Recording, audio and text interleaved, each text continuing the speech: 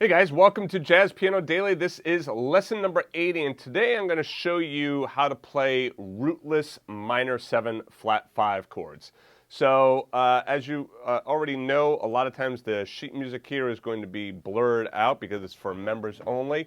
Well, for this one I'm going to show you the sheet music just to kind of let you also see some of what you'll see as being a Jazz Piano Daily member. All right, so our E minor 7 flat 5 chord is this chord right here. Right, so and you'll see that there are a couple of different ways in which you might see this written.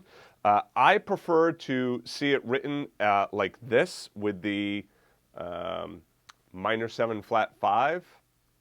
Okay, some people prefer to write it like this with the E and the circle with the line through it.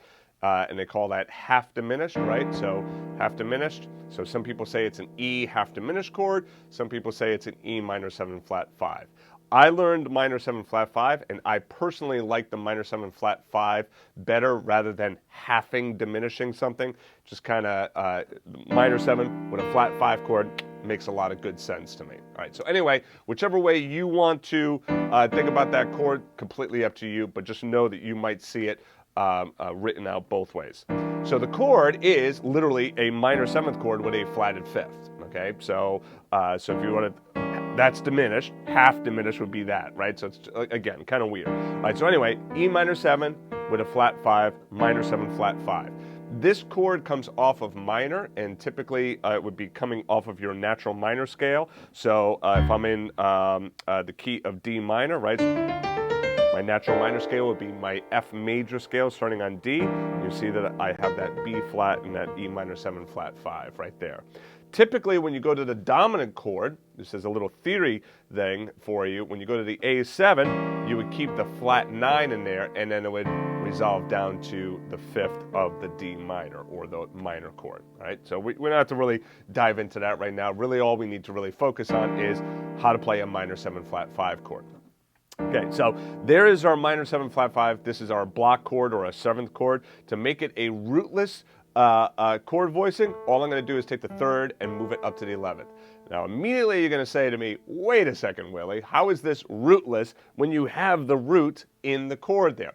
Yeah, it's a little bit of a misnomer, but to kind of keep that same rootless chord voicing nomenclature going on, we're still going to call this a rootless chord, okay? Even though, yes, the root of the chord is in there. Now, is this the only voicing that you could do for this? No, absolutely not. But it is a good voicing that I really like, and I think it works out really well because I like going from there, the minor 7 flat 5, up to the A7, then down to my D minor like that. Then I get on that A7, I get that sharp 9. You can also have the flat 9 in there as well. And then down to my D minor, I can add in my 11 if I want. All right, so anyway, there's my E minor 7 flat 5. And if I want, I can kind of play around with that F major scale there. Okay, or I could also do my Locrian natural 9 scale,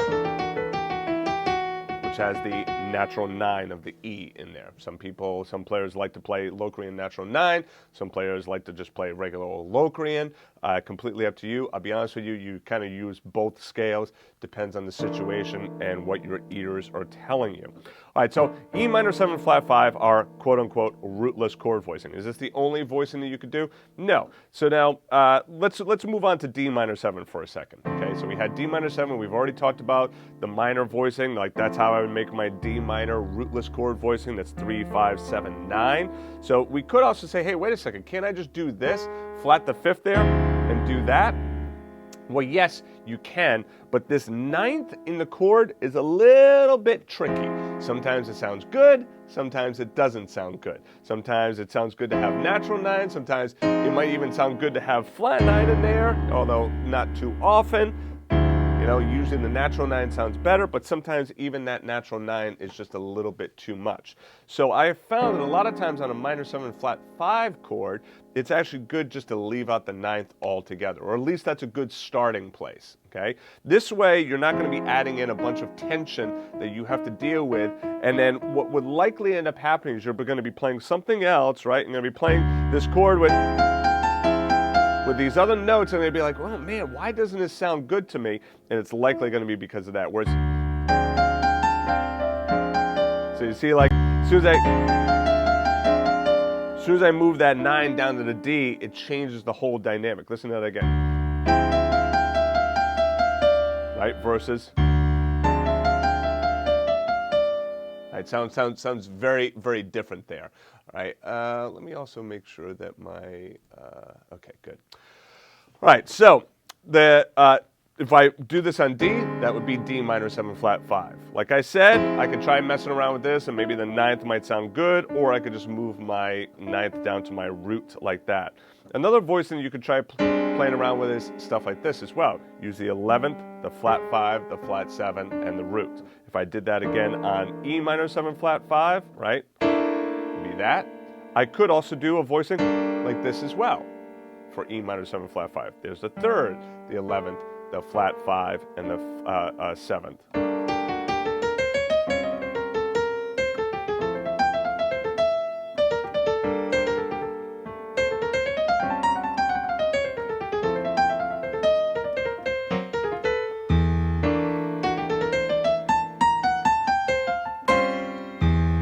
So there's your E minor 7 flat 5, minor 7 flat 5 voicing. Let's go through and also look at it one last way. You can also look at it as a quartal with the flat 5 added in. This is kind of an interesting way of seeing it because this kind of helps out with your improvisation. Because if you see it as that quartal,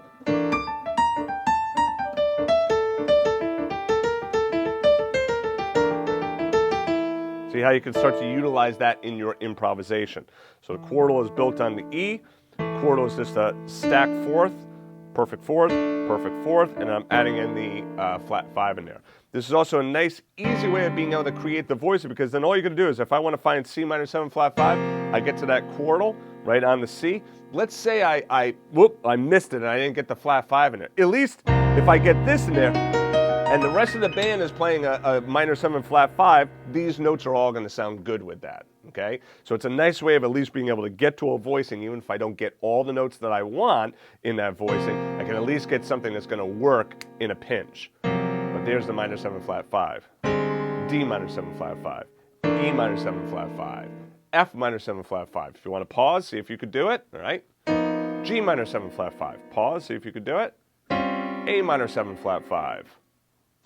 B minor 7 flat 5, B flat minor 7 flat 5, A flat, G flat, okay, quartal, flat 5, E flat, D flat.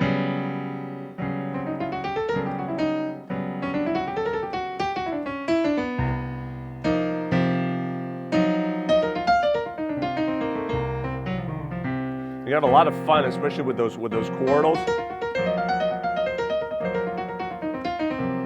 It's kind of a cool sound there. Could actually kind of bring in the blues scale there as well. Now you don't have to really worry about doing all this stuff that I'm doing in the right hand. If you wanted to try playing around with that, let's go to C for a second. Remember, here's your Locrian scale, okay? Just utilize your Locrian scale.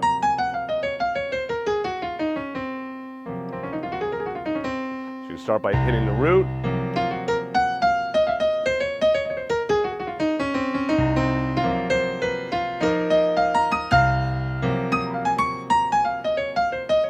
Those of you that are a little bit more advanced, I like doing that. You know, like that. See, I could play around with those voicings.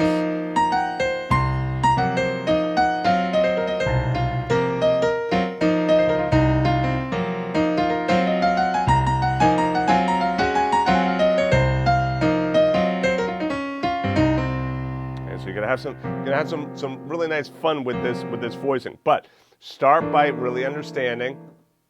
Minor 7 flat 5, just take the block chord, move the 3rd up to the 11th. One last thing you might say is, well, wait a second, you get rid of the 3rd of the voicing. Is that okay to not have the 3rd? It's a minor 7 chord and doesn't even have the 3rd in there.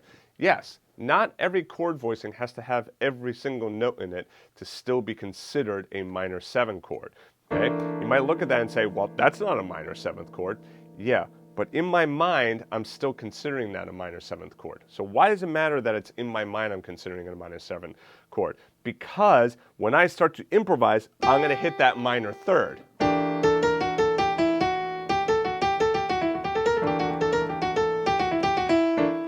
That's where you're going to get that minor sound, okay? If I have to have every chord tone in there every single time, then it's not going to allow me to be able to create some voicings like this, which are kind of open and more modern sounding, okay? But if you really wanted to, if it bothers you, just add the third in there as well, okay? You could do that also, okay? All right, so anyway, have fun with that and improvise on that. I'll see you in the next lesson.